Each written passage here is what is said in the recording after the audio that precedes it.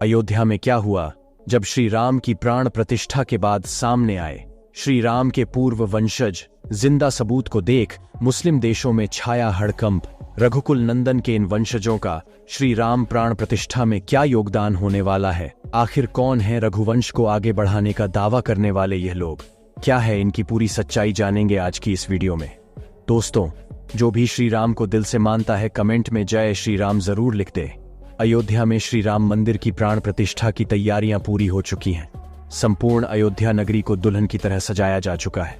दोस्तों, 22 जनवरी 2024 का दिन पूरी दुनिया में एक ऐतिहासिक रूप में दर्ज हो चुका है, जहां एक और दुनिया के कोने कोने से महान हस्तियां श्री राम दर्शन के लिए अयोध्या पहुंचने लगी है। नरेंद्र मोदी से लेकर अंबानी परिवार तक सभी ने श्री राम के दर्शन किए। और ऐसे में जब अयोध्या के राजा प्रभु श्री राम वापस अपनी नगरी में लौटे हैं, तो ऐसे समय में श्री राम वंशजों का सामने आना और प्राण प्रतिष्ठा समारोह में शामिल होना बहुत जरूरी हो जाता है।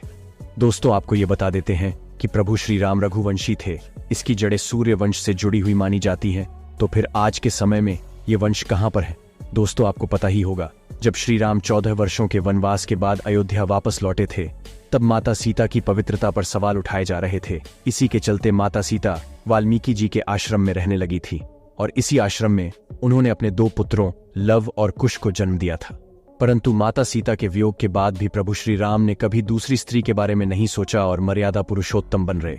और जब लव और कुश को अपने पिता श्री राम के बारे में पता चला, तब माता सीता ने धरती में समाधि ले ली थी और उसके बाद श्री राम ने अयोध्या पर 1100 वर्षों तक शासन किए। और इसके बाद अपने पुत्रों को सारा साम्राज्य सौंपकर उन्होंने भी जल समाधि ले ली। और इसके बाद लव और कुश ने ही संपूर्ण साम्राज्य संभाला और समय के साथ साथ लव और कुश के वंशज आगे बढ़ते रहे। वर्तमान समय में लव के वंशजों के बारे में तो कुछ नहीं कहा जा सकता, परंतु कुश के वंशज आज भी धरती पर मौजूद हैं, जिन्हें कुशवाहा वंशज के नाम से जाना जाता है।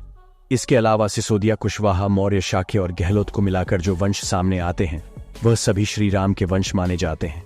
और अब हजारों वर्षों बाद जब श्री राम की प्राण प्रतिष्ठा की जा चुकी है, तब यह सारे वंशज उसमें अपनी भागीदारी निभा रहे हैं। दोस्तों, इसी प्रकार यह कहानी सामने आ रही है, परंतु अब आपको इसकी असली वजह पता चल गई होगी। श्री राम के भक्त होने के नाते हमारे इस चैनल को सब्सक्राइब और कमेंट में जय श्री राम जरूर लिखें। धन्यवाद।